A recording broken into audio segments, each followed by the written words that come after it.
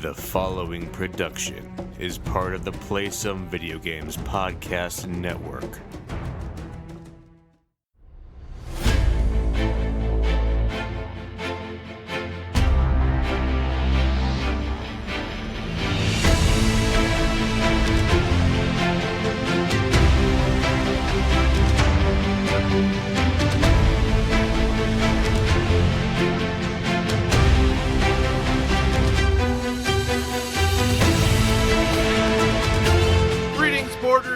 Welcome to Board with Video Games, the gaming podcast that strives for the right balance of coverage for games you play on your table and on your television. You can think of us as the wine and cheese of gaming podcasts. We're a proud member of the PSVG Podcast Network and thrilled to be part of the Dice Tower Network as well. I am one of your hosts, Kyle, and joining me on this co-op adventure, the guy who makes the time for the cheese and definitely the wine. Josh, how are you doing this evening? Speaking of wine, yes, I'm doing well, but I come to the realization that my recovery time is getting much worse in my old age. That is one of the downfalls of aging, significantly. We celebrated our 6th wedding anniversary on Saturday. Congratulations, and if you are part of the PSVG Discord, you could have caught some scandalous pictures. You certainly could have. So we went to Cape Cod, and we really tied one on, being away from the kid, who we love dearly. But being able to do things we did when we were dating was very nice, and we really just went for it Saturday. So I spent all day Sunday recovering, and most of today. So, you were feeling a little bit under the weather last week. Were you feeling better by the time you went? No, in fact, I got my wife sick. She is sick today, but nice work. You kind of have. It's our anniversary. You can't I can't not be affectionate to my wife on my anniversary. I carefully chose affectionate. That's a good use of words. Well, our family-friendly show, so we'll leave it there. That's right. But Cape Cod, that sounds like a place fancy people go. Oh, well, we are not fancy. But yes. No, the Cape is great, and it doesn't, you don't have to be fancy to go there. If you want to go to like Nantucket or Provincetown, though, yeah, that's definitely the fancy part of the Cape. Gotcha. No, we spent our day bowling and eating sushi at night, and sushi is so good. Yeah, it was a very expensive day, but it was nice. I bought a bunch of spices for making a new rub.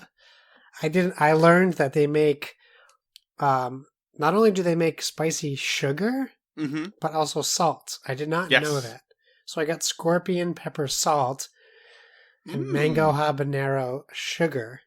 Okay, that sounds very cool. The mango habanero sugar especially is intriguing. Yeah, and pink peppercorns. Okay, that I've definitely been down with. They're like berry peppercorns or something like that. Yeah, I think so.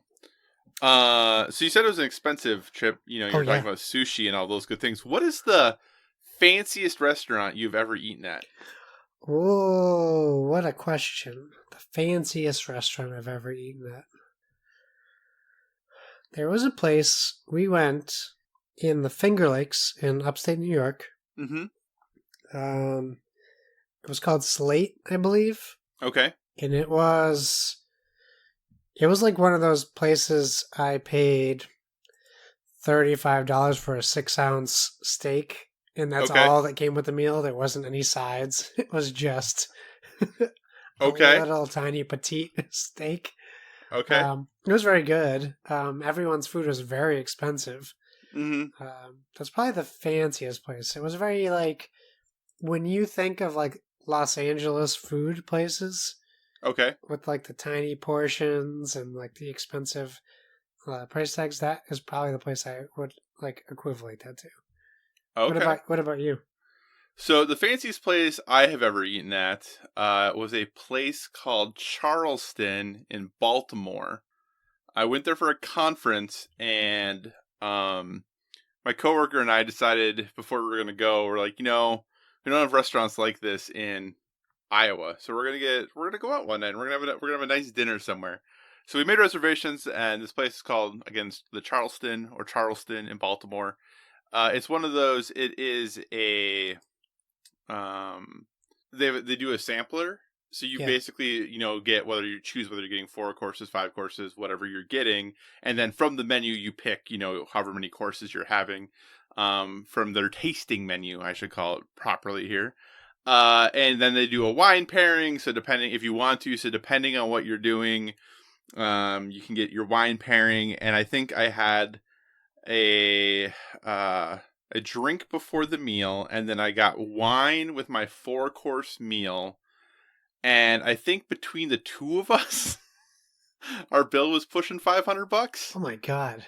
Yeah, I think it was like it was about $200 for just my meal with the wine pairing. But I will say, it was the best meal I've had in my entire life.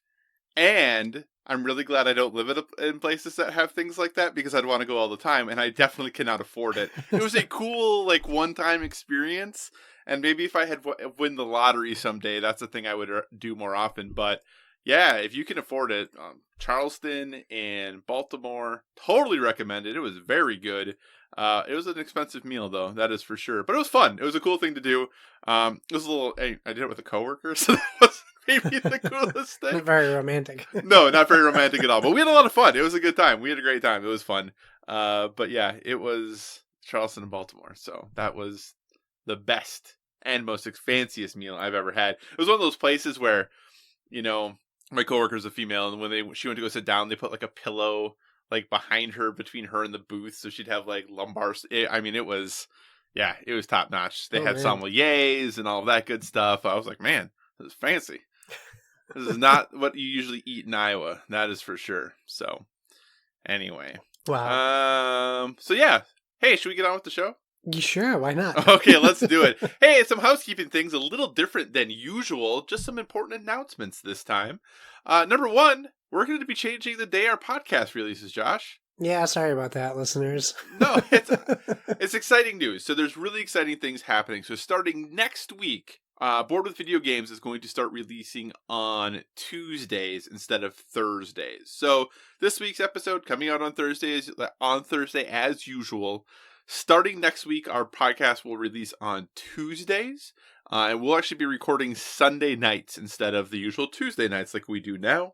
This is a little bit because of work schedules. Just with Josh's schedule and my schedule, it's getting harder and harder for us to find time during the week. But PSVG is also relaunching PSXP, the PlayStation podcast, and with the relaunch of that, the folks at PSVG decided to look at the release lineup a little bit, and Big Daddy Donnie, along with Kevin and some others, we decided to make some changes to the release dates. So, again, starting next week, Board with Video Games will be coming to you on a Tuesday. Seems like good news, right, Josh? Yeah, it's good for us not to have to be up till 11, 12, 1, 2 a.m., whoever time. So hopefully that's good. Yeah, so like I said, no change in length of podcast, anything like that.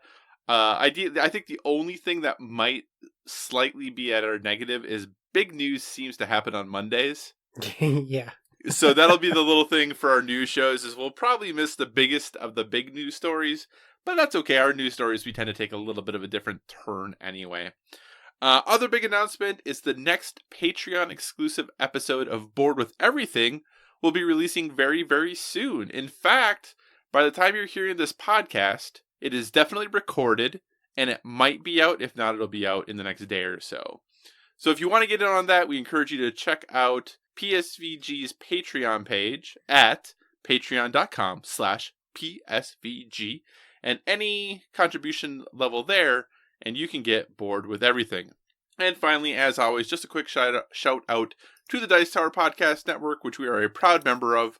So if you enjoy our conversations about board games and would like to dive deeper into that world, we encourage you to check out the Dice Tower Podcast, as well as all the other members of the network. No matter what type of board games you enjoy, there's a podcast on the network that is right for you. So, enough of the housekeeping. Josh, what has been some of the big news in the tabletop world? Well, this is, I would argue this is pretty big news. So, we have a new Codenames game coming out. Yeah, the question I wanted to ask you, this is also with the OP games, and I don't believe that they were involved in the previous Codenames. That was CGE, right? I believe that is correct, yes. So this is a new team up of sorts. So Codenames is partnering with the OP games to bring The Simpsons Family Edition. And this is essentially Codenames Pictures. If you play like the Disney one or Pictures itself, you're not just looking at words, you're looking at pictures. There have been so many episodes of The Simpsons, I imagine that they had unlimited potential for what they could include in this game for cards. So, what do you think? Are you excited for The Simpsons Codenames, or maybe is that just really not your thing? I don't know that I could do a good job at The Simpsons Codenames. I think this is a cool version to have, and definitely, like you said, I think they have a lot of history and opportunities to pull from things to make this game great. But I feel, I haven't watched The Simpsons with any regularity since I was in college, which was far longer ago than I'd like to admit. So I'm not certain this is a game that would go well for me. And it's interesting because when I think of The Simpsons, I have fond memories. But the idea of watching The Simpsons today never occurs to me. Yeah, I kind of feel the same way. I haven't watched The Simpsons since The Simpsons movie came out. Oh, I did see that. And that's got to be pushing over 10 years at this point. Yeah. So it's probably like 2004, 5 maybe. So yeah, it's been a while. I also have fond memories of The Simpsons, but I have not watched an episode. Well, actually, the last episode I watched was when they did the Family Guy crossover. Mm-hmm. So I guess that's technically the last time I watched The Simpsons. I think either way, this is great for Codenames. It is. Get some more licensing out there. It's releasing during the 2019 holiday season, so any day now, really. So yeah, good for them. I think that's great, and that just is going to lead to more Codenames games, which I'm a fan of. Yeah. So do you think that all Codenames is now going to be done by the OP, or do you think this is a kind of a one-off deal? The OP might have the Simpsons board game license, and that might be why that's happening. Okay. But I'm tempted to check my copy of... So I'm looking at my Codenames boxes right now. Mm-hmm. They all say CGE except for Disney. So I'm going to guess the Disney one might be also the OP. Interesting. I'll check when we're. I'll check at some point. No, that's fine. Because I'm curious. Okay, so the next story, we have the best-selling video game of all time. Is that real? I believe that's accurate. Is now becoming a board game, and that board game, which actually doesn't look that bad, by Ravensburger, is Minecraft Builders and Biomes. It's for ages 10 to 99. 2 to 4 players, 30 to 60 minutes, so 60 to 120 minutes for your first few games.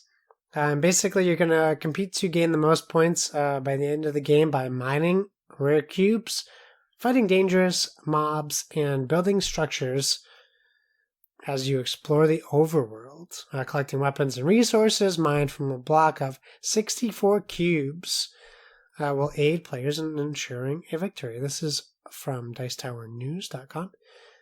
You can pre-order the game now. There's not much more detail on the game. What I can tell you is it ships the week of November 15th, and it will be $40. But by looking at the components, it looks pretty cool. You actually have actual blocks. It has there's terrain pieces, and it's all that 8-bit blocky art. But right, I think it looks pretty cool. I mean, I don't think I'm gonna get it just because I'm not into Minecraft. But right. What about you? What do you think about this one?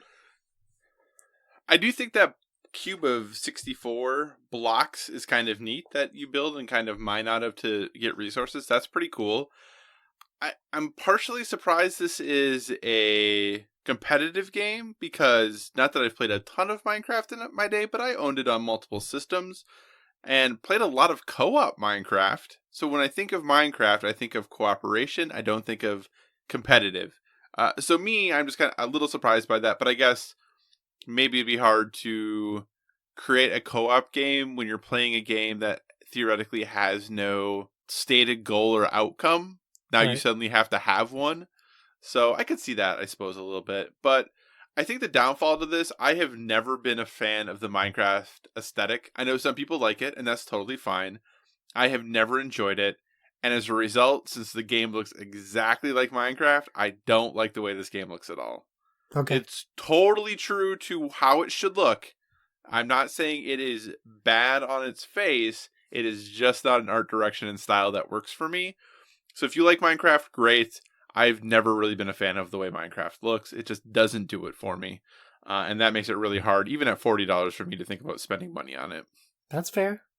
You are entitled to your gaming opinions. Thank you. I appreciate that. Next up, we have Peter McPherson, previous guest of the show, creator of Tiny Towns. He's teaming up with Josh Wolf, who designed Cat Lady, which is a very good game. Even if you're turned off by the name, it's actually very fun. I would recommend it. And they designed the expansion to Tiny Towns. It's called Tiny Towns Fortune. And as the title might lead you to believe, it is including or adding into the base game money. So I'm curious to see how that will affect how the game plays on its own. There'll also be new building cards, some more monument cards. It's labeled as 1 to 6 players. Again, I believe it will probably still work like the regular Tiny Towns where you can add. Me being old and yawning. Multiple copies of the games to make that bigger. There's also a new artist, Stephanie Gustafsson, who did Aeon's End, War Eternal, and Coup. So the art, at least on the face of the box, looks a little different from the game, the base game. I'm not sure how that will work in, but it kind of almost looks like it's trying to capture some Everdell spirit in it. Maybe a little bit, yeah. But maybe just squirrels have become synonymous with Everdell for me now. That could be, yeah. Who knows? Cute animal creatures now equal Everdell. But yeah, I'm interested in checking it out. We still have to pick up Tiny Towns. Every time we look at it, my wife says, "Don't we have this?" And I'm like, "No, we still don't have it. We should have it, but we haven't. We still haven't picked it up yet." Sorry. I should say this is coming out in probably. They're saying guesstimating February 2020. Is this any interest to you at all? Have you picked up Tiny Towns yet, or have you played it? I haven't picked up Tiny Towns yet. I definitely want to pick up Tiny Towns. So I don't know if I'm interested in the expansion as a result, but it is a little odd, like you mentioned, that it's a different artist. And maybe that happens all the time, but the art on the box definitely looks different than the art on the regular version of the game or the base version of the game. And maybe it won't matter at all. I know with Tiny Towns is much more about the pieces and what you're building on your board and the bits that you have there. But I wonder if this happens a lot where they have different artists for expansions. I guess I don't know, and I've never really paid that much attention. I can't imagine it's common because people like symmetry in their games, so like they like to see the same art across. But I mean, it's still business, so if you can't negotiate with the artist, you need to find someone else. You still have to make it. Right, and it's not like it looks bad. I'm not saying that at all. I think the art looks very nice. It's just odd that it's a different artist. Yep, just different. I get it. Well, speaking of art and games, potential internet breaking news dropped early last week. Stonemaier Games finally, I guess you could say, announced their first expansion to Wingspan, European expansion, which has a nice snowy owl on the cover, which is very impressive looking. It seems to add a new tray to the game. Based on first looks, purple eggs. The food, I believe, is still the same, but I'm just basing it off of what they show that it comes with. There seems to be another new tray in the game as well. but we're looking at still designed by Elizabeth Hargrave. Yep. Still art by the same people, which is Ana Maria Martinez, Jaramillo, I probably said that way wrong, Natalia Rojas, and Beth Sobel, who I'm such a big fan of. There's going to be a bunch of new abilities, including round-end abilities, more player interaction, and birds that benefit from excess resources, which is pretty cool. The plan for this expansion, as well as future ones, is just to shuffle those cards into your bird deck. You know, Right. it's not going to be played. I know some like expansions require you to separate cards from or do special things, but it sounds like you're just adding in cards to the game. Mm-hmm. Once again, this is from Dice Tower News. They also mentioned that Stonemaier has announced that future copies of Wingspan will include a Swift Start promo pack, but you can also buy that separately, as well as you can buy neoprene player mats. Yep. Which are only $5 a piece, which is a pretty good price. That is a really good price, it seems like. Yeah. So I think when they release pre-orders, which is November 6th, I think not only will I be pre-ordering this, but I'll be getting 4 to 6 player mats and the promo pack, and because we have the first version, I'll get the updated cards as well. Right. What do you think? Is this a must-buy for you? Is this a maybe-buy for you? This is a probably buy for me. I will say I think Splig's calling it a Wingspansion is pretty great, and I think that should be used in the future to describe this game as a Wingspansion. But yeah, it looks great. The art still looks great. Everything about this game, production value, everything is pretty wonderful. And it seems like it's going to come in at a pretty solid price. $25, I think. Yeah, I think that's what they said. So definitely in there for me. I haven't played Wingspan yet, which we'll talk about more later as our backlog stuff. But it is definitely on the to play list before the end of the year. So, gotcha. Okay. You're going to have to explain this one to me because I don't know what this is. What is Rococo? So Rococo is a game that is a pretty heavy area control bag building, if I recall, game. It came out back in 2013, I want to say. 2013, yep. And I don't believe really ever came back in print since then. I think it pretty much has been out of print, but is kind of an economic area majority influence game. I personally have never played it. Okay. I have seen the game, and I have seen people attempt to play it. And I've always been very interested in it because the board is pretty complex. There's a lot going on with it. The pieces, though, have always been pretty understated. But it's just one of those kind of unique-ish games that, you know, has always been a little bit of a more popular game. I think it's in the top 200-ish on Board Game Geek, but just hasn't been around in a long time. And we are starting to see more and more of these games come back, but not just as their normal games, as the souped-up fancy deluxe editions. Yeah, so yeah, you hit the nail on the head as far as it's coming back. You will be able to play it. We will be able to play it. It's going to hit Kickstarter in March, and it's a deck builder / area control game, which when I tell you what you do in the game, that might surprise you by the definition of what kind of game it is. Right. You're trying to build dresses. Yeah. So that's interesting to me. I didn't know it was so widely regarded. I do like Eagle Griffin Games, who is the publisher. Mm-hmm. Yeah, I'm excited to see more about it. I'll be honest with you, though, I haven't really looked at the old version of the game, but just another game that's trying to. I don't want to make it sound like a bad thing, but it's another game that's trying to capitalize on what I think Restoration Games has perfected, and that is bringing back nostalgia even though this is only 2013, so it's not like we're bringing back a game from 1981. Right. But still. And I just think it's cool because it's such a cool theme compared to It's definitely training unique. in the Mediterranean or zombies or anything like that. It's a neat theme. You're making clothing. That's cool. There's something, and you have a ball. Like, there's something neat about that. Imagine if we had a video game like that. Yeah, I would not be interested, but I'm sure people would be. Yes. Okay, last news story. And this is the craziest one. We'll save it for last. Of course. In response to, I'm going to guess, KFC's dating simulator game, where I you think try it to date the Colonel. Yeah.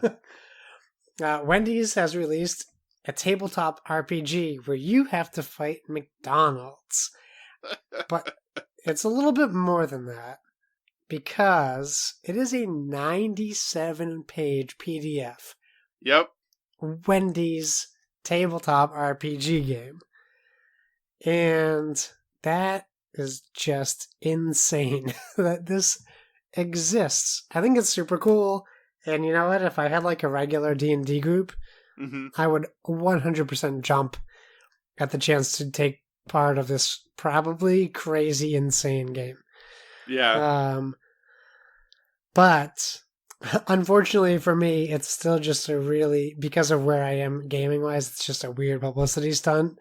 But I think it really shows where our hobby is now sitting in like the zeitgeist, and how popular it is with people, and it's crazy. What do you think about this? This is absolutely ridiculous, and I think totally in line with the way Wendy's is marketing and positioning itself. The only company that, if you had told me was doing this, that would have made more sense was Arby's. Yeah, it's like up Arby's alley. Right. But outside of that, this is a company I see doing this. Them trying to slay McDonald's is hilarious. And I think it's cool because it's a pretty in-depth rule book. It looks like it's based on a simplified D&D 5th edition rules. So whoever did this clearly put some time into it and some work and some effort. Enough so that, Wendy's thought it was worth the time. So I think it's funny. I got to imagine that someone, whether it be Critical Role or someone, is going to play this, right? Yeah, that would Someone's be going awesome. to. So first page, you can tell they even put artwork into this. Yes. Feast of Legends, Player's Guide, The Fight Against Frozen Beef, Queen Wendy, first of her name, breaker of fast food chains, defender of all things fresh, never frozen. The Clapback Queen has been the ruler of Freshtovia since 1969 and defends the realm from the treacherous evils of those who practice the dark art of frozen beef. That is the opening to the rule book and campaign. The realm of Beef's Keep. This should be what Board with Video Game starts there. Yeah, this is pretty good. But yeah, this is pretty good. They put in a lot of effort, even if they are just modifying a D&D book. There's a lot of, pardon the pun, fresh new art, and you have Rose Beach, Creeping Vale, French Five Forest, Nation of Freshtown, Twin Cities of Carl, and they have the Carl's Jr. Stars, Lake John Silver, The Box, Temple of Panda. That's a little racist. I mean, yeah. The Deep Freeze and Bottom Bun Mountains. It's like the map is shaped like a hamburger in buns. So the bottom of the map is called Bottom Buns Mountain. It's in Top Bun Mountains. So it's very interesting. You go through like creating your character. You have roll bonuses. You choose your order. No dice, no problem. It tells you where to find a dice roller on their own website. Oh, nice. feastoflegends.com. It's just very in-depth, and I really appreciate what they're doing, as crazy as it is. 4 gold gets you a pigtail wig. You can buy a Pixel or a guitar. Oh man. Yeah, there's so many things. You can have a specialty item: lemonade, strawberry lemonade, or chicken nugget. Okay. A chicken nugget costs 5 gold and it heals 1d4 of HP. It's crispy chicken armor, oven plating, bacon armor, biggie armor. There's so much. So, yeah, I really encourage people to check out feastoflegends.com just to see what they have done. The Order of the Chicken. That is a order you can join. My goodness. You have the Order of the Chicken Nuggets. You gotta check it out. The Order of the Beef. It goes on and on. I could just read this for my own amusement. So there's a free RPG out there for anyone who doesn't take tabletop RPGing too seriously.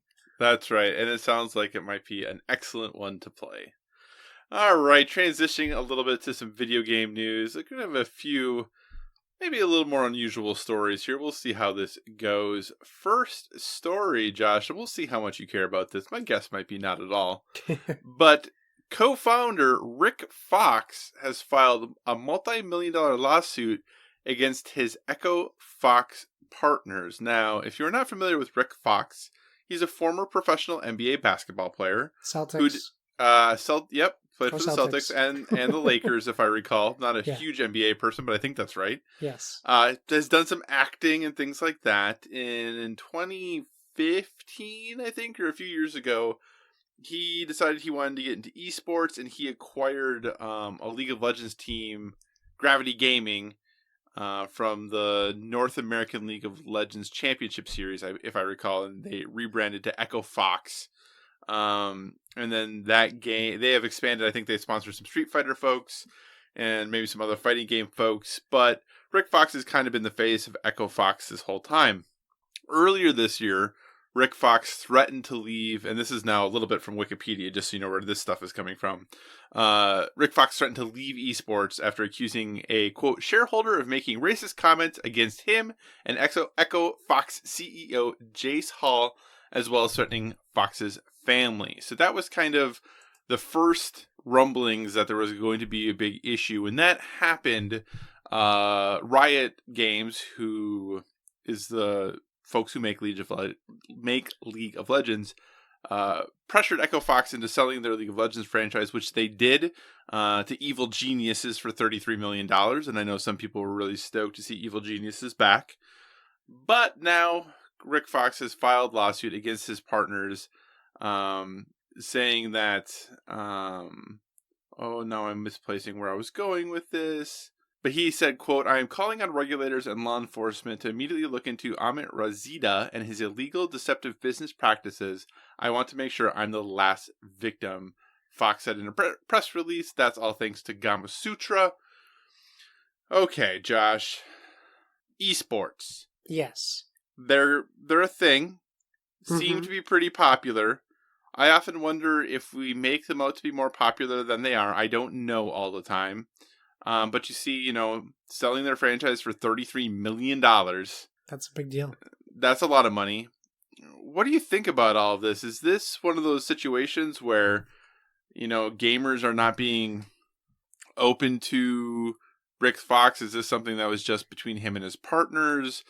How do you kind of feel about this whole situation, the reflection on esports, the reflection on gaming in general, when you've heard about this? I think that esports is getting big, and as something gets bigger, things like this are going to happen. Right. And you can't go a year without hearing about something crazy happening in the NBA or the NFL. So I don't think this is any different. It's just, unfortunately, it sounds like something that happened to Rick Fox that, he doesn't think was fair. And maybe, it's only one side of the story, but when someone is part of a business that is doing as well as esports is potentially doing, there's always going to be someone looking to take advantage of that for their own personal gain. And it sounds like maybe this is just Rick Fox and his co-founder were victims of this person. So maybe that's the case. Maybe it's not. Maybe, who knows the other side of the story. But Right. it's just when you put $33 million involved with anything, something weird or bad is not surprising to have happen from it. Yeah, it's interesting because I think of, Activision with the Overwatch League and the Call of Duty League, which is starting, I think, next year. And I think about, for Call of Duty, Minnesota has a team, or Minneapolis has a team, and it's owned by the Wilf family, who owns the Minnesota Vikings, is the people who own the Call of Duty franchise. And, rumors are that buy-ins, just to buy a team, were $20 to $30 million just to have the team. And now you still have to pay a staff and pay the players and set up an arena and do all of these things. Is there any way these teams are making back their money?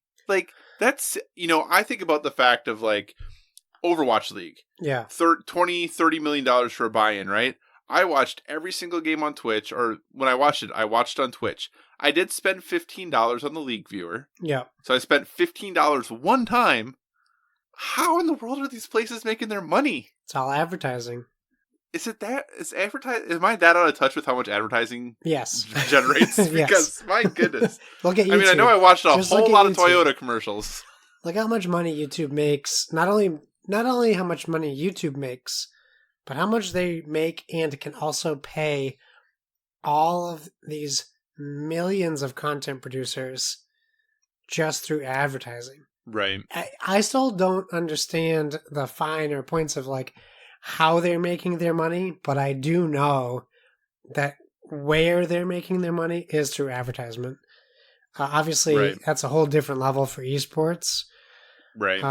But it's a thing. And these people are getting stadiums in towns and cities. Mm-hmm. They are. You would have never thought Boston's building one. A lot of places are building these esports centers, and colleges are starting courses on them. Mm-hmm. But it all comes down to advertisement, and that's no different than any other professional sport. And I don't know how they take a Wendy's commercial and turn that into dollars. I don't know that aspect of it, but they do. Right. Well, I'm hungry for a Wendy's hamburger right now, and all we did was talk about an RPG.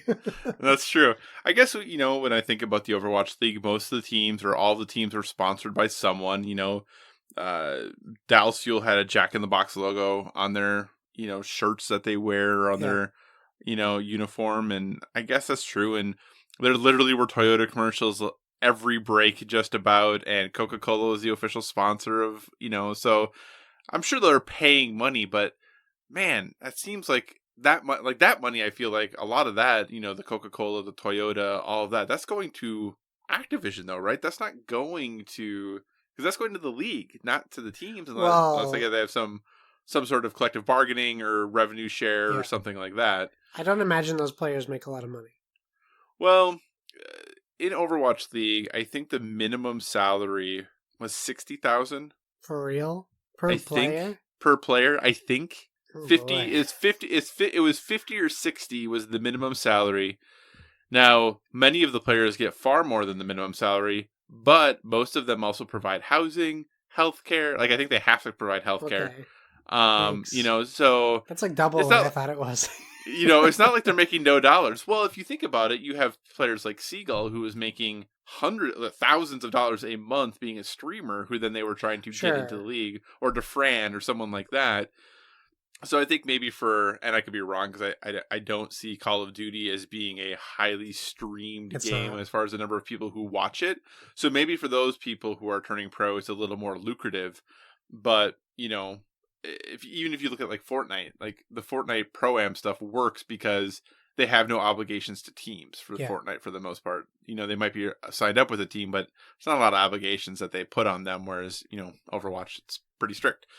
So it's interesting though. And I feel like a lot of these organizations are kind of going Call of Duty and Overwatch or League of Legends, Dota, all of that side. You don't see a ton of crossover between those two types of games and the teams that support those things. Yeah. So All right. Well, I guess good luck and hopefully may justice be done. I don't really know what happened, but it just feels bad when somebody's like, "Hey, you have to sell your thing for $30 million." Well, maybe I wouldn't be too sad if I had to sell something for $30 million. I think I'd be okay with it. Yeah, it stinks that that happened though, because my guess is that after an internal investigation, Riot must have found a high enough likelihood that something bad happened to be like, "Hey, you have to sell your team." Yeah. I mean, Riot has a bad enough track record as it is, though, so I'm not really sure who I would side with on that one. I guess that's true. All right. In other legal news, because why not, from our friends over at Gamasutra, Randy Pitchford and the ex-Gearbox General Counsel have agreed to settle their legal dispute. So as you may remember, there's been a huge back and forth between Randy Pitchford and Wade Callender, who had gone back and forth about breaches of contracts and fraud and breaches of fiduciary duty, which is always a fun thing to say. And, Randy Pitchford saying that, Wade was not representing the organization correctly, and that Wade saying that Randy Pitchford was pocketing $12 million bonuses that were supposed to go to the studio. I mean, lots of just ridiculous accusations. This is, I think, where the idea of that famous jump drive being left at that medieval restaurant. Why can't I think of what it's called? You mean infamous? Don't jump drive. Yeah. So that came back during this because he had even talked about that prior to this. But anyway, it seems like they have agreed and gone their separate ways and kind of worked things out. So, Josh, is this a bit of good news for Gearbox, who seem to have a lot of not great news as time has gone on? Did you see all the stuff about Troy Baker recently? Yeah, I did, and I'm really curious who settled in this dispute. Who gave away? Was it Randy or was it Wade? Who was like, I'll take your money? Like, I'm curious because just the implications alone. I would say this. Randy Pitchford is his own worst enemy, and he has been for the past year. Right. The Troy Baker stuff that came out, I don't see a guilty party on either side, because if you look at both sides, like, I get where Troy Baker's coming from as a union employee. I understand his side, but then I also understand Gearbox's side, where they said, this is how we've always done things. We've already said this is how we would compensate you, and we pay everyone competitively. We also offer health insurance, but also someone being in a union, I also understand why unions exist. So I'm not saying I side with Gearbox, but I get their stance. Like, the CEO of Gearbox is making a decision to stand against unions. Okay. So they can treat their employees however they want. So he said that Troy Baker turned the role down. That is about as close to not lying as you can get to lying. Right. Like, Troy Baker's like, I'll totally do it. Here's my contract. Oh, you won't do it? Well, you didn't sign the contract, so I guess in some ways, without you signing that contract, I'm saying no. But really just being like, oh, he turned it down, well, it's semantics. Is not what happened. Right. He doesn't want to come out and say, I'm anti-union. Number two, in that statement that they released about paying their workers fairly and yada, yada, yada, do you remember the last line of that statement? No, I don't.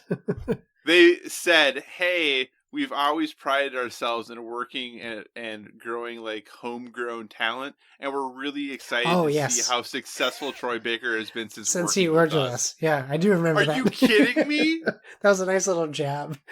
So, like, we made him famous, and he won't come back to us. Right. Oh my gosh. Well, I mean, it sounds like, well, you're right. And you saying that reminds me of something else where they said, like, Randy Pitchford was like, well, if he doesn't want to come back, no one's really going to notice that it wasn't him, because he's going to sound so similar. Right, yeah. Without it isn't the game, it doesn't matter. You'll see when we... Sure, because like playing Destiny, I totally didn't notice the difference between Peter Dinklage and Nolan North. They sounded totally the same. Yeah. Or the fact that Claptrap sounds totally different in this game. Yeah. So it's a little messy. You know, it just stinks. No matter what way you slice it, it stinks. And I really wish that whatever's happening at Gearbox, they could just figure it out and take care of it. Do you think it's nice to work there? No. Like, do you think that all of this stuff, you know what I'm saying? Like, all of this stuff is just their PR, their marketing, and the people at the top kind of not projecting amazingly into public, but actually the day-to-day there is really good. Here's what I'll say. And that... I have a little inside information on this. Just a little bit. So PAX East, when I went up there and I met Randy and I got on the stage, their community manager, Jeff Skall, he's the one who picked me out of the crowd. Mm-hmm. And we stayed in contact because I won like a Razer gift certificate. So we kept emailing each other back and forth. And then I kind of, because I was with PSVG at this point, started a relationship with him. And I got us some review codes way back when for Duke Nukem Forever and Battleborn. I remember that, yeah. And he was super nice. And then I reached back out to him like a year later. And he was still super nice. And he still works there. And there's some other people like on Twitter, like Joe King, who's a very passionate Gearbox employee. And they always post like Gearbox is hiring when someone lets people go. So I do think that these people enjoy their time there. However, I would agree that they don't give off the impression that it's fun to work for Gearbox. Okay. I would say that for sure. But that might just be on the talent level. Yeah, that could be. But at least from talking with Jeff and Joe, at least and Joe on Twitter, how nice they have been, I've never gotten the impression that they don't enjoy their job. Right. So yeah, in reference to the lawsuit then, though, again, obviously we'll never know because both sides signed confidentiality agreements. Yeah. So we don't know what's going to happen. I would guess, though, that Gearbox settled. Actually, I'm going to guess it might be the other way. Really? Because, let me double check. I want to make sure. I apologize for the clacking if you hear it. Click, clack, flux to post, everyone. Flux to post, flux to post. Because, do you know where Wade Callender is now employed and who he is now representing as a lawyer? Oh, sorry. I owe a bad impression. I don't know, Jason. Where do you think that they are now? He was hired at the beginning of September by the NRA. Cody, stop it. Oh, where now? So he's working for the NRA now.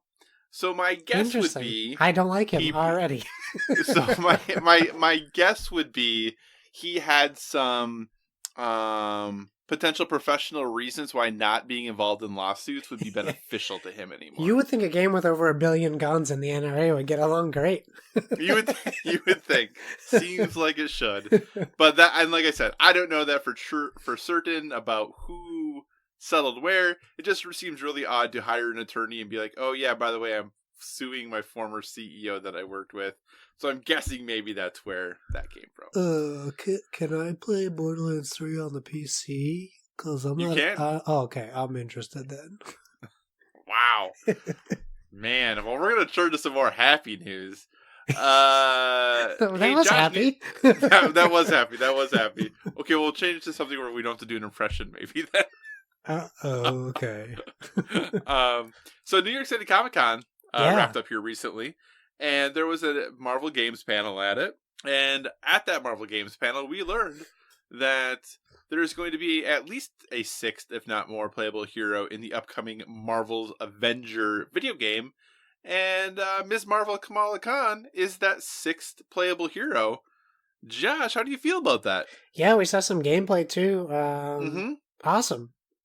I think it's great. And the only thing I don't quite get, if anyone watched the footage, there's like a time jump where I don't know that Bruce Banner accurately aged in comparison to how Kamala aged, because she went from like a 12-year-old girl to like a 25-year-old girl, and Bruce Banner looks the same. And I'm like, I think you guys missed something here. And then there's like a big spoiler in the footage. Did you see it? Mm-hmm. Yeah. Should I spoil it for our listeners, or should I I think not? I think you should point it out. Yes, I think. So she's talking to Bruce Banner and weird, same age looking Tony Stark, arguably 12 years later. Right. And someone just casually in this trailer for a new character is like, well, Captain America died 12, like however many years ago. You're like, oh my God. Oh, you would just put that in the trailer for your game? Like, I understand that certain things may or may not have happened in Marvel movies, but you're trying to get these people into a standalone Avengers game, and you just casually show Captain America in your launch trailer, and then 6 months later, you're like, he's dead. Josh, how close did you pay attention to that launch trailer? You play as Captain. In the beginning, how does the launch trailer end? Yeah, you're right. They do talk about it at the end. You're right. Sorry. That's okay. I had forgotten about it, though. I was so confused because I was like, what did I miss that okay, yeah, I want to know what the spoiler is. I did forget about that. But yeah, so Okay. it was a kind of a re-spoiler then. Yes. I just think it's interesting. I'm glad they're including her for a lot of reasons. She's a great character, and it's important for Marvel to veer away from just this, the straight white male actors playing all these heroes. So inclusion is nice. I know there's going to be people on the other side saying, like, why are you forcing diversity in my Marvel? Like, get over it. It's one character. So I think it's good to see that happen. It's right. It's important. We need to not forget inclusion is important. But not force it. Like, was it a little forced in Endgame? Maybe there was a scene where it was a little forced. But I think this is good. And it sounds like she might be the main protagonist in the later portion of the game, which is also nice to hear. Yeah. So it is interesting. According to Games Radar, they have a couple of quotes in here that it says, if you've paid attention, Kamala's been there since the beginning. Quote, if you carefully watch our campaigns from January 2017, that's her narrating. That's her voice. Nice. So, yeah, very interestingly enough, that this character has been planned to be there since the beginning, it seems. Since even before we knew what the game was going to be. Kamala Khan, Ms. Marvel, has always planned to be there. And she has the best character model. The most realistic looking to the character in the comics. Yeah, no, absolutely. I agree. I think she seems very cool. She seems like she'd be super fun to play. I am definitely excited by this. How many more characters do you think we're going to get? Have they indicated how many more we're going to have? They haven't, but it sounds like, at least what Square Enix was saying, this is kind of like this customize your own hero kind of gameplay. So I would imagine we get at least 3 more like archetypes to choose from as far as like skills go. So maybe like Hawkeye's daughter, whose name I'm blanking on. And probably 2 more male protagonists as well. Gotcha. Yeah, I'm very interested to see how, because they said also that it's going to be about 12 hours to finish the single player campaign. So I'm trying to figure out how many characters they can possibly squish into this time and for you to get a good feel of them, I'm sure there'll be plenty of cameos. Yeah, I am curious if they'll let you play as other characters. I know that the intro lets you get like the main Avengers in. Right. So, are you still excited about this game? You still looking forward to it? I don't know that I've ever been excited or not excited. I'm very interested to see what this game is. Right. And I don't know that I know that there's been like leaked footage of gameplay, and then there's been like some like featurettes of gameplay, but I'm really just looking forward to seeing like a solid gameplay trailer where I can kind of get a feel of what the game's going to play like. Yeah, no, absolutely. So yeah, this will definitely be a game that we keep our eyes on. Another game that got a release date at that panel was the Iron Man VR game for PlayStation. It's coming out February 28th. Just in time to play right after you finish The Last of Us. You can go ahead and part 2. Excuse me. You can go ahead and play some Iron Man VR. So that's pretty exciting. Speaking of PlayStation boss Jim Ryan has gone on the record with something I think is a little interesting. This is on Games Radar, but this was based off an interview he gave to Wired. Jim Ryan, who's a pretty... If you're super into PlayStation, you're really into PlayStation news and have been following the company for a while, he's an interesting duck. I don't know that a lot of people, especially in the U.S., are big fans of Jim Ryan. He ran the European branch of PlayStation for a really long time, now oversees PlayStation as a whole, as the CEO of Sony Interactive Entertainment. But on the plus side, he did, lead PlayStation back during the PS3 years when things were a rough go at the beginning there to really assert the dominance of the PlayStation in Europe. So he's done some good work there as far as business goes, but he's the guy who talked about like protecting kids and all those weird things when they didn't want to do crossplay. But he said, quote, "The track record of the incumbent platform winning the next time around is not a great one. So the major thrust of my executive energy is to avoid complacency."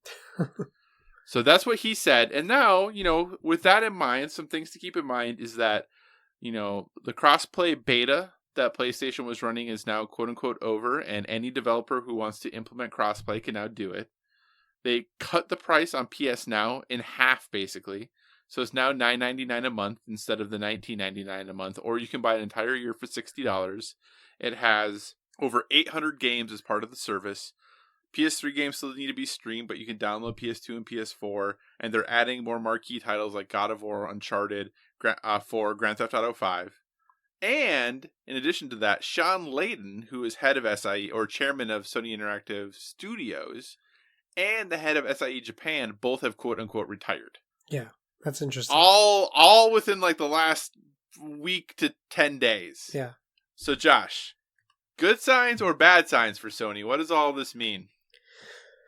I mean, on the face of it, it looks bad, but I don't think it is. Like, Sony's not struggling. Turnover happens, and you don't hear a lot from Sony. Mm-hmm. That's not like a constant thing. So I don't think it's bad or good, to be honest. And it's one of those things that only time will tell the true meaning of what's going on. But them cutting the price of PS Now, great move. They have to stay competitive, and right. And I think the one thing we've always talked about for PS Now is it's just a little bit pricey. Yep. And they've recently added so you can download instead of stream, which is a positive change. So, I mean, it's good for them. And then the next thing for them is to start getting exclusive day and date releases like Game Pass, and then they'll be fully 100% competing again. Mm-hmm. So I think it's the right move. I don't know. I mean, you're more of the PlayStation guy. Are you worried about anything that's going on? I was a little surprised when Sean Layden left, just because it seemingly was out of the blue. It was just a tweet that announced that he was leaving. I will say it was on the last day of September that it was tweeted that the message was sent, which would be the last day of a fiscal quarter. Sure. So that kind of, I guess, jives, which is the same time the executive in Japan retired, it was the end of a fiscal quarter. There are rumors that there was a pretty significant power struggle within PlayStation between especially the U.S. branch and Sean Layden with Jim Ryan. And Sean Layden, I think, was kind of hoping he would get the role Jim Ryan now has. But there's still a lot of really great people at PlayStation. It does seem... We'll see if the decisions they're making are the right decisions. I'm glad they're not going to be complacent. But if you look at the games that were released by Sony Worldwide Studios in the last 4 or 5 years, which, are a lot of, a little bit of Andrew House and then a lot of Sean Layden, I mean, those are some pretty impressive games. Yeah. So, I'll be interested to see. There's still great people there. Obviously, Shuhei is still there, and I'll be interested to see if someone like maybe a Scott Rhodey or someone like that steps up into the limelight and takes on a bigger position, because I think that's really what's going to depend for me, is who's next. I'm excited to hear that they're not going to be complacent. I just hope the decisions that they make are the right ones. Right. So, all right. And our final news story. Josh, hi. You were super excited, it seemed, about Ghost Recon Breakpoint. Yeah. Seems like maybe other people have not been super excited about Ghost Recon Breakpoint. We don't talk about, review roundups or anything like that on this show too often. But since this game, I believe, is part of the Metafall contest and is a game we were both pretty big on or had pretty high hopes for, I thought it'd be important for us to just kind of check in with how these reviews are going. Currently, on Metacritic, Ghost Recon Breakpoint is sitting at a 58. Mm-hmm. And also on OpenCritic, a 58. On OpenCritic, 17% of critics recommend the game. So, yeah. Is this a sign of this game not being great? Or are we getting to the end of time? Not time, but are we getting to the end of or are we getting filled up with these open world, sandbox, get as much loot as you can games? Well, here's what it seems to be, unfortunately, is this game is getting review bombed for some reason. Especially by users. 232 negative reviews, 71 positive. People giving it ones and zeros, and they're complaining about the price of the game. They're complaining about microtransactions in the game, which we've seen before.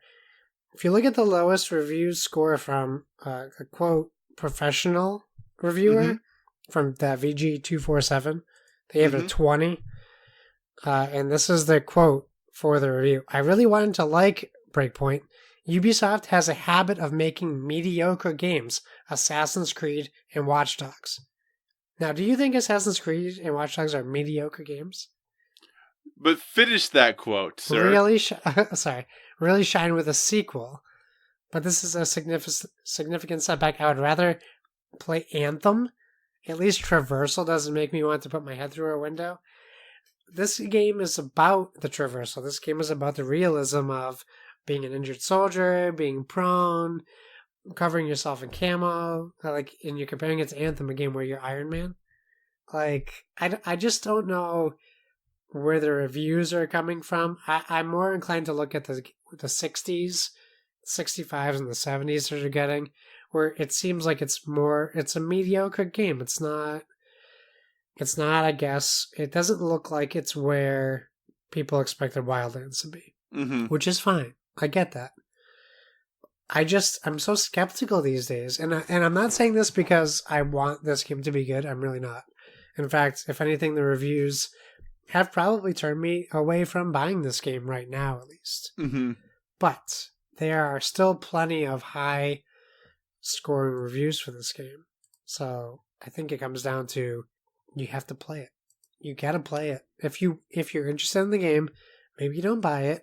I get that. That's what the betas were partially for, right? Right. But there's plenty of, at least for the user scores, there's plenty of good ratings compared to the bad ones. Not so much, but a lot of the reviews saying there's bugs. It's full of microtransactions. I don't know, Kyle. I want to like this game, but I don't think I can. I don't think I can pull the trigger on it, and it makes me bummed that I can't trust the reviews. Yeah, there's a lot more reviews, honestly, interesting. Well, I guess they shake them out separately on OpenCritic than there are on Metacritic. Yeah. There's a lot more reviews there. And, really, because obviously when you look at the score, a lot of 4, 4.5s, and 5s is kind of where it comes down. Yeah. It's interesting because I watched... Do you ever watch anything? Do you watch Jimpressions or anything from Jim Sterling ever? No. So I don't usually watch Jim Sterling, but I was encouraged to watch his video on Ghost Recon Breakpoint. So I did. And he obviously has a way of delivering his message, and he speaks to an audience in a very particular way.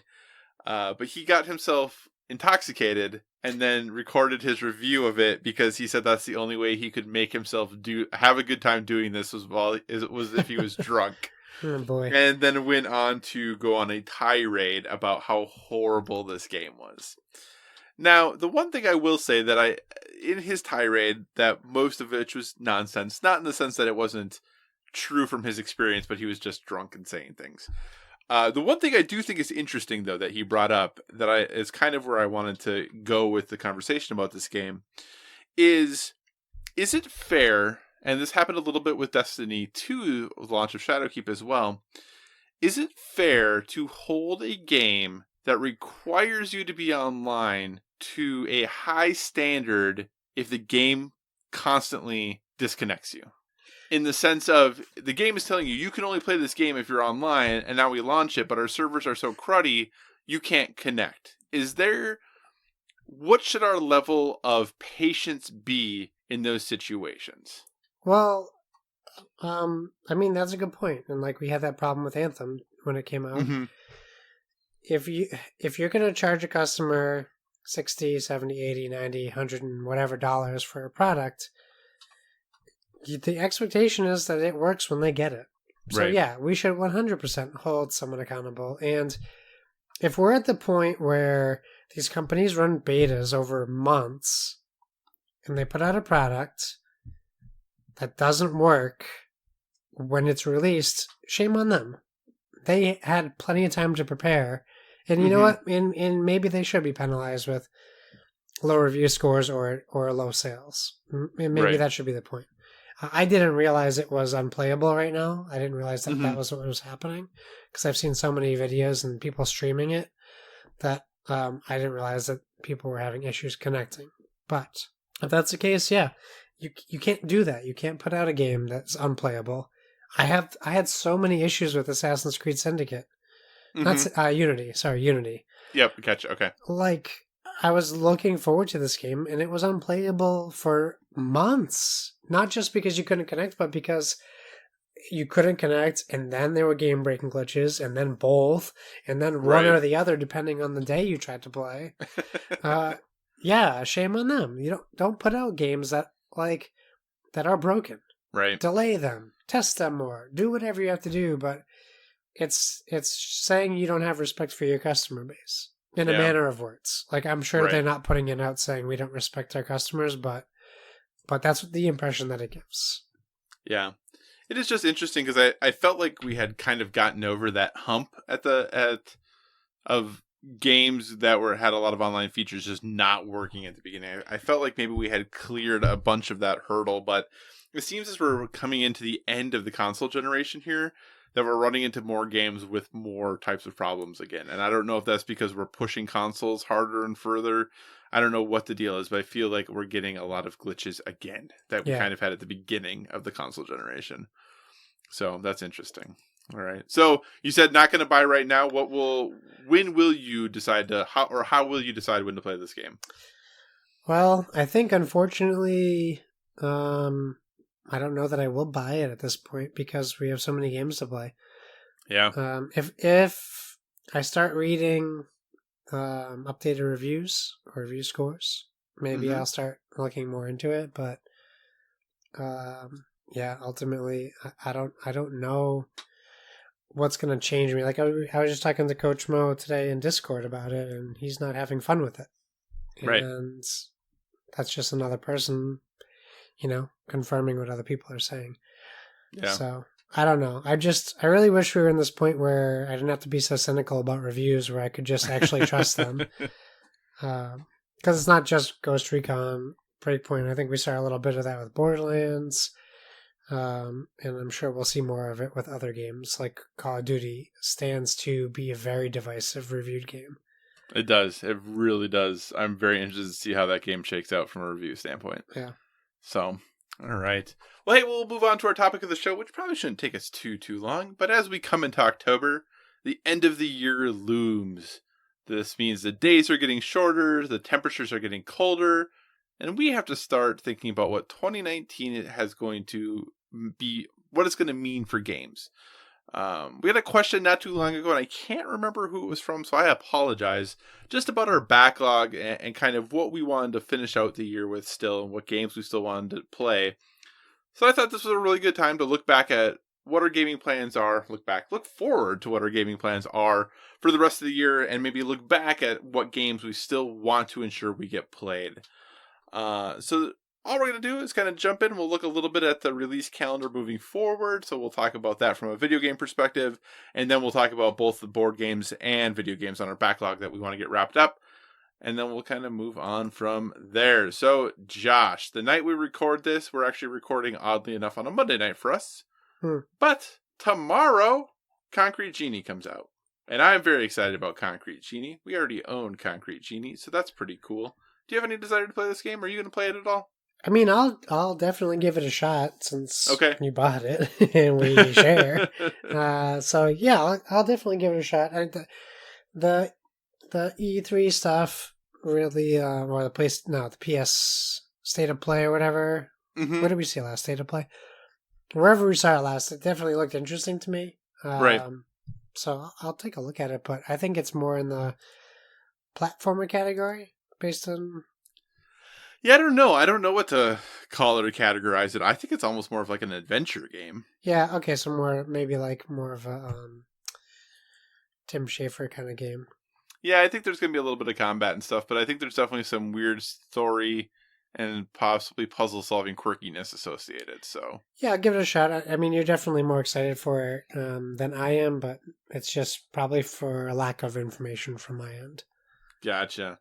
All right, so that's, like I said, and then obviously Ghost Recon Breakpoint also just came out, which we just previously talked about. Other kind of bigger games on the horizon here. Trine 4 comes out October 8th, along with Yooka-Laylee and the Impossible Lair, which apparently is very good.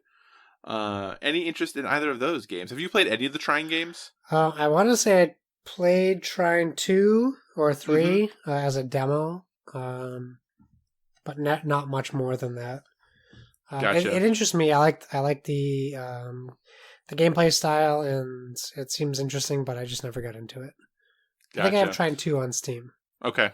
Yep. Very cool. And never played the first Yooka-Laylee game, but this one looks cool, kind of in the spirit of Donkey Kong Country. So, and overall, the reviews for this one seem to be a bit more positive than the previous Yooka-Laylee game. So that's great.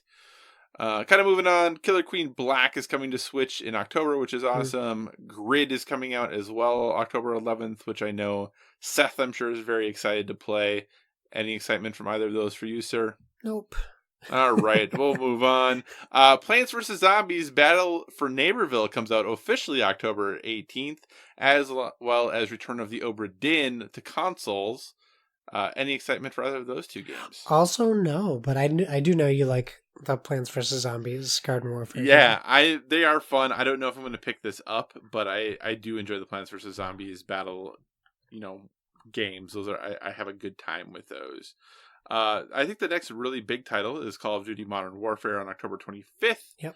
Are you excited about that one? Also, The Outer Worlds is that day. Are those either games you're looking at getting into? So, yeah, I'm excited to check out the story mode for Modern Warfare and kind of see how they redefine Call of Duty, is what they keep saying. So yeah, I definitely am interested in checking that out. And, as much as I feel like Outer Worlds isn't going to be a game for me, because it has more of the Fallout aspect to it, I do still think I'm going to try it. Okay. I want to give it a fair shot, and I believe that's day and date on Game Pass. So I believe that is correct. An easy try for me. Yes, I agree there. So, I'm kind of both in on those. I do want to try out Outer Worlds. I probably should finish Gears 5. I don't know. That's my list of games I need to play still this year. But yeah, Call of Duty Modern Warfare, I really want to see how that story mode plays out. Medieval comes out that day as well, but it's funny because Donnie played the demo of it and then deleted it and then canceled his pre-order. And I was just like, I really don't understand people's excitement for this game because it wasn't that great. But no, yeah, cool. I played this game and it was bad. But hey, everyone has their nostalgia, so that's great. If this is a thing you're excited about, I'm excited for you. Another thing, Luigi's Mansion 3 comes out October 31st on Spooky Halloween Day. Any plans to play Luigi's Mansion 3? I never played the originals, any of them. My yawn is not my representation of my excitement for the game, though. I would be interested in playing it. I don't think I plan on buying it. There's other games that I'm more interested in playing. Like, I would love to play TKC Tropical Freeze. I never played that. I'd be more interested in like Yoshi's Crafted World or some of the other games before Luigi's Mansion 3, but it's not a game I wouldn't ever play, just not at $60. I don't think so. Right. Yeah, I'm interested in it. I just have multiple other games on the Switch I need to finish first, so I don't know that I'll be getting that day one anymore, though I was looking forward to it. As we roll into November, I think the first really big game is Disney Zoom Zoom Festival. Oh yeah, that's a really big one. I did actually play a lot of Disney Zoom Zoom on my phone. But Death Stranding comes out November 8th. Where are you at with this game? I know you're a big Kojima fan. How are you feeling about Death Stranding? I still don't know how I'm feeling about it. I'll tell you what though. If it's a lot of carrying boxes and setting ladders down, I'm not going to like this game. Okay, there we go. So hopefully there's more to it than that. All right, there we go. Need for Speed Heat coming out November 8th as well, which again, I think very much is like a Seth game. Yeah. Are you Age of Empires 2 Definitive Edition comes to PC November 14th? Are you an Age of Empires fan? Yeah, for sure. I have it on Game Pass. I thought it was the Definitive Edition. This is Age of Empires 2. Oh, okay. Definitive Edition is November 14th. Yeah, I mean, I grew up on those games, the Age of Empires and Command & Conquer, so yeah, I'm thrilled to check them back out and see how they look remastered. Very cool. Some of the big hitters then at the end of November, Pokemon Shield and Pokemon Sword. I like doing them that way instead of Sword and Shield because I think it's funny. Excited about, are you going to play Pokemon? Is this a game you're going to get for the wife? What are you thinking about Pokemon Sword and Shield? Well, I got to tell you what. I wasn't necessarily super excited about it until maybe you know this. Oh, my phone's taking forever to load. I learned about a new Pokemon that was added to Sword and Shield. Are you talking about the My Little Pony Pokemons? No, I'm talking about Phantump. What? So ever since I learned about Phantump, I have to play Pokemon. Is that what I think it sounds like? Phantom? Yeah. Phantump. Apparently, it is a Pokemon. It's a ghost. It's a ghost type. That is the spirit of a dead child. Oh, okay. That's not at all what I thought it was going to be, but that sounds kind of interesting too, I suppose. Kevin and Lucas were talking about how excited they were to play collecting all these dead children ghosts, and I was like, well, if they're excited, I really have to get on board with Phantump. So thanks PSVG Prime for turning me on to Phantump. All right. We'll see. I've never really played, I've never at all played a mainline Pokemon game, so we'll see if this will be the first one. I think it'll depend on how much free time I have for gaming at that point. I'll get it for my wife, because she played a little bit of Eevee Go, and she really liked it. So I'll buy it for her for like Christmas, and then if it still has that co-op mode like Go did, I'll probably play with her. Very cool. All right. Same day, Star Wars Jedi Fallen Order, also November 15th. Yeah. Where's your hype for this game? Ooh, that's a good question. I don't know where my hype is. I'm going to play this game. I don't know if I accurately have my hype placed anywhere. Okay. The more I see, the more I like. That's good. But I'm trying to keep my expectations very low. That's also usually a good thing to do. So, yeah, I'm looking forward to this game. I think, obviously, I'll play it. And I'm kind of in the same situation you are. I'm not really reading or looking at anything. Well, at least I'm not really looking or reading anything for it right now. But I am just kind of keeping my expectations in check. The more trailers I saw for it, the more interested in the game I became. And I kind of am at that point now where I'm going to play it. So we'll just kind of leave it as is. And this will probably be the main thing I'm playing at that time of year. Unless maybe, I don't know, Shenmue 3, November 19th. Sailors. All right. I think that's all we need to know about that. Moving on. Doom Eternal, November 22nd. Any desire to play the new Doom? Can I be honest with you? Yes, you can. As always, I'd hope. No. Okay, that's fine. Not interested. I don't know what it is. This new Doom is not capturing Doom for me. It's like a mix between Doom and like Quake Arena. It moves way too fast. Like Doom 3 was awesome. Slow, scary. Like purposeful, methodical. I really liked that. More like Dead Space, but first person. I appreciate the new Dooms for what they are. Very impressive games, but it's not my Doom. Yeah, I hear you.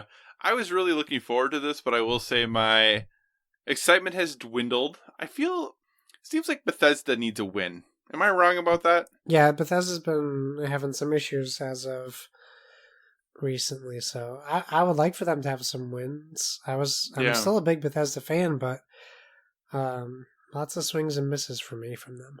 Because you had Fallout 76, you had Rage 2, you had Youngblood.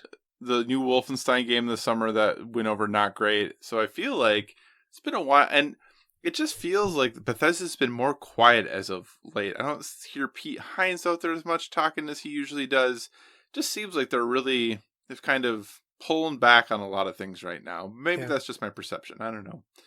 And that's about it really for the year, Josh. There's not a lot of other big releases in the video game world. A couple of things here I know, like Donnie's probably really excited for Life is Strange 2 Episode 5, which comes out in December. But there's really not much else coming out. How are you feeling about fall gaming? I know we have a lot that we haven't been playing, but do you feel like it's going to finish strong here? Yeah, I mean, I think with Call of Duty and Star Wars and potentially Death Stranding, I think we still have a few like really big titles to look forward to. Mm-hmm. So it really could finish pretty strong.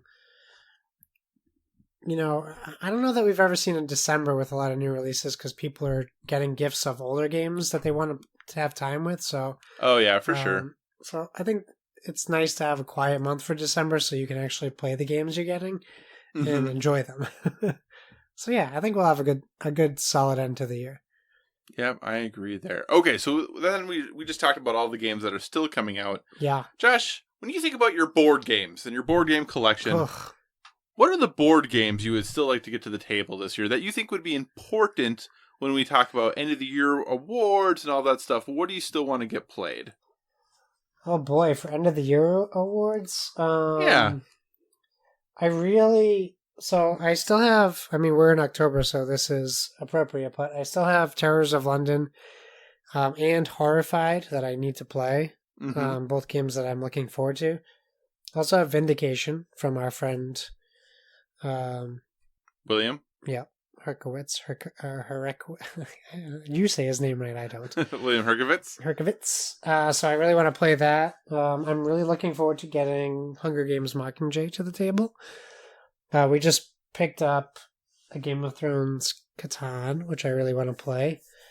I mean, I have a lot of games I want to get to the table, but like when you say for the year, like, you know, we both know how we feel about years for games, and yeah, no, for sure. For board games, I mean, it's not as like comparable, at least in my mind, for that. But yeah, I mean, I have so many board games I still want to get to the table.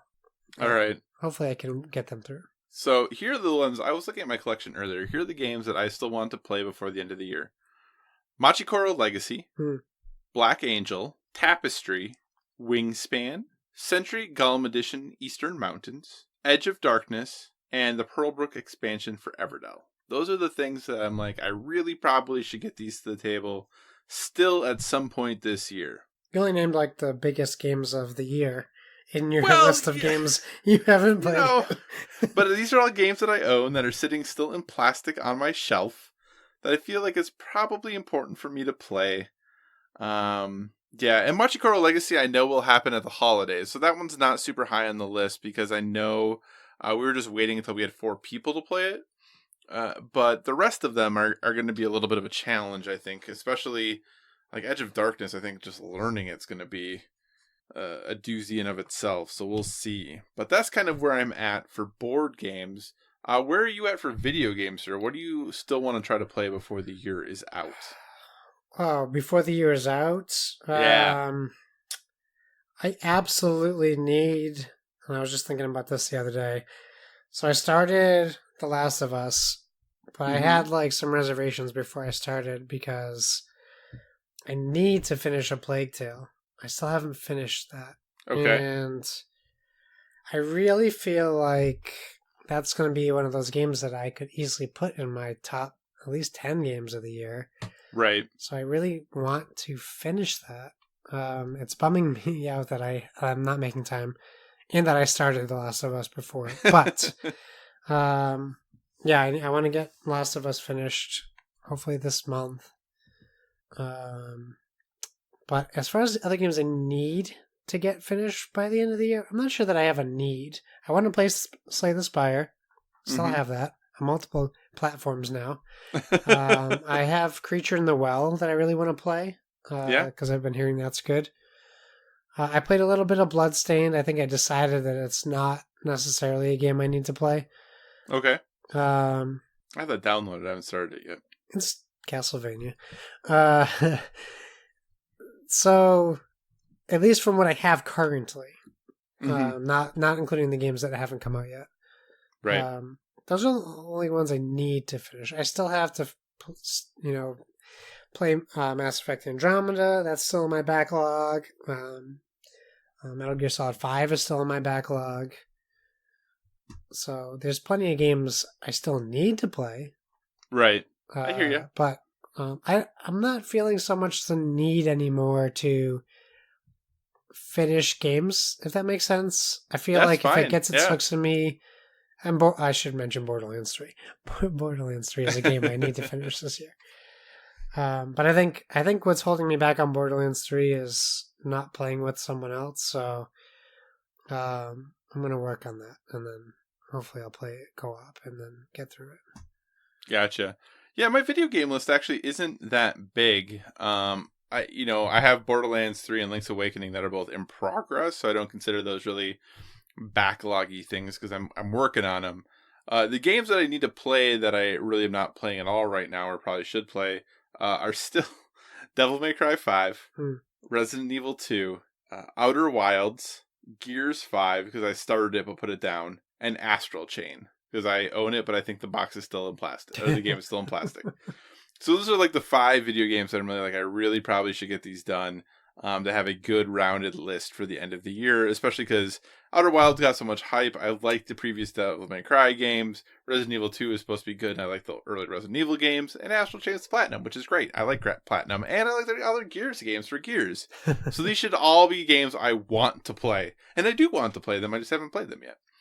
And then obviously, kind of like you said, Concrete Genie, Modern Warfare, and Death Stranding are the big games that are on my gonna for sure's play as the year goes on. But I'm sure I will get some other ones in there as well, because I think Golem is coming out in November for PSVR now. So we'll see. Maybe that game will actually come out and I'll play it. So awesome. So that's kind of what we're thinking as we round out our year. So if we, as we start to think about the end of the year, we're also thinking about the end of the year awards for Board with Video Games.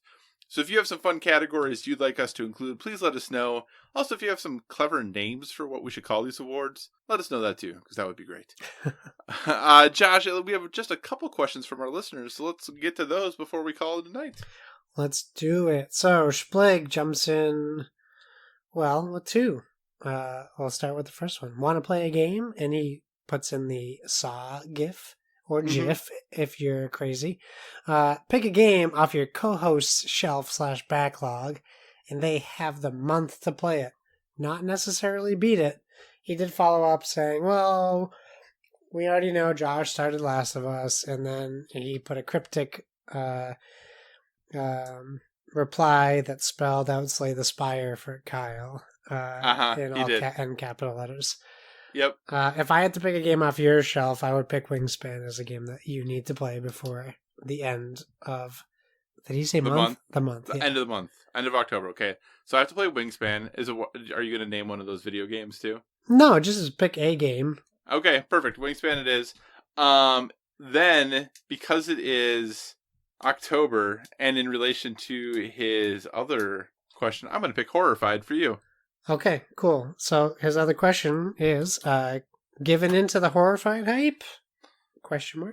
I'm tempted for the holidays. So yes, I gave into the Horrified hype a month before the game was even released because I had already looked into it. So yeah, I have Horrified. I've had it for a month and I haven't gotten to the table yet, but I will do my best to get it played before the end of the month. Excellent. I hope so, because we just committed each other to these things. Right. I mean, I didn't accept your challenge, but I hear you. All right. So I'm playing Wingspan before the end of the month. You're playing Horrified before the end of the month, supposedly. That's the goal. All right. Well, as always, if you want to be part of the show, just reach out to us at Board with VG on Twitter or email us boardwithvg@gmail.com. We'd love to hear from you. Josh, that sounds like the end of the show for us. Why don't we go ahead and leave our dear listeners with a recommendation for a well-rounded life? Obviously, we are a gaming podcast, but we would just want to recommend something else we're currently into that's helping us live that balanced lifestyle. So, Josh, what is your recommendation for a well-rounded life, sir? Well, it is October, and if you're in PSVG's Discord, you'll know that we're focusing on horror or thrillers or whatever, or suspense for the month, and those are typically movies I'm very fond of and enjoy. And there was a particular movie that I had not seen called Hereditary, and I will admit, when I saw the trailer for it like 2 years ago or a year ago when it came out, it didn't seem like it was a movie I'd be interested in. Mm-hmm. But Ari Aster, who was the director, who also did Midsommar, which I really want to see, he did, this was his first, I don't know if this is his first film, but this was his first notable film. And has Toni Collette, who you might remember as the mom in The Sixth Sense, and she's been in a bunch of other things. She's a very good dramatic actress. Gabriel Byrne, who's a very good actor, among other actors are in this movie. It was incredible. It really blew me away.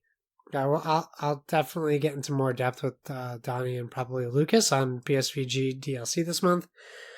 But it is a movie that has a 3-act structure like I've never seen before. Arguably 3 different types of movies throughout the course of this film.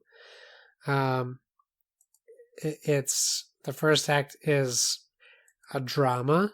The second act is a ghost story. The third act is I can't spoil it, but it is different than the other 2 acts. It's very incredibly well directed. The score for the movie is phenomenal. It's very intense. It really makes you feel everything that's happening in the film. So I can't recommend it enough. I would even argue that if you're not into horror films, I think you can still watch this as a suspense and still enjoy it greatly. Have you seen this movie? I have seen Hereditary, and I'm not much into horror movies. Sure. I tend to prefer, I'm cool with feelings of foreboding and tension, that kind of stuff I like, but I'm not a big fan of quote-unquote horror or gore. But I think Hereditary is a very good movie, and one that is easy to recommend. You're right, it's... I think it still works, even if you're just into suspense. Yeah. I think you'll be okay. Yeah, there's nothing like truly horror defining in it, I don't think. Right. Yeah, definitely a great movie. And it is interesting because, he did only shorts before Hereditary. Yeah. And now has that in Midsommar, which, are 2, really at this point, horror classics. Yeah. Really, first 2 full-length features, pretty good start to a career. All right. So that's Hereditary. Is it streaming anywhere? Yeah, I watched it on, what did I watch it on? Ooh, it might have been Amazon Prime. Gotcha. Okay. It's on one of them things. Yeah, Amazon Prime. It was on Amazon Prime. Cool. My recommendation, of course, is going to be a documentary, but a docu-series. Season 2 of Rotten is now out, and I might have talked about this before. I don't even remember if I talked about season 1, but Rotten is basically a docu-series where they look at some aspect of the food industry and maybe the things you don't know about it. Season 2 has some pretty interesting concepts. The first episode is about avocados, and it just is about, you're like an hour documentary about an avocado. Yes. But it talks about kind of the history of the avocado, where they came from, how they grew in popularity, and the ramifications for their now current popularity, and even like how they were able to get as popular as they were, like the politics behind it and all those interesting things. So that's the cool thing about this show, is it really takes you and goes in depth on every aspect and every different way to look at the food, different usually different specific items within the food industry. And the last episode of the series, which I haven't gotten to yet, the last one is about edibles, actually. So I'm very interested to get to that and see what they have to say. So, yeah, it's a really good show. It's really well done. And like I said, if you want to learn about how complicated simple things like avocados can make the world, because we're talking about cartels, and yeah, it gets pretty intense. So check out Rotten season 2. Season 1 was great as well, but season 2 now on Netflix. Josh, what do you say we wrap this show up? I think that's a great idea. Thanks for joining us, everyone. In addition to finding us on Twitter and Instagram at BoardWithVG, you can find us on Facebook at facebook.com/BoardWithVG. So feel free to give us a 5-star rating over there. Also, if you want to communicate in the more long form, if you're just not feeling social media, which I don't blame you, feel free to email us over at boardwithvg@gmail.com. We tag our stuff with hashtag boardwithvg, and so should you. We'd love to see what you guys are up to. So share those games and life and whatever's got you going. Whatever podcast service you're listening to us on, we encourage you to give us a stellar rating. That is, whether you're downloading us from the PSVG feed, the Dice Tower Network feed, or our very own standalone Board with Video Games feed. You can find me on Xbox Live and PlayStation Network at Why So Serious. That's SIRRIUS. Kyle, where can people find you? So you can find me on Twitter, Instagram, PlayStation Network, Xbox Live, Board Game Geek, all at Psychocross, CYCOCROSS. As always, if you have suggestions for future topics, be sure to reach out to us on the social media, because we want to talk about what you want to hear about. And remember, everyone, whether it be board games or video games, never stop gaming.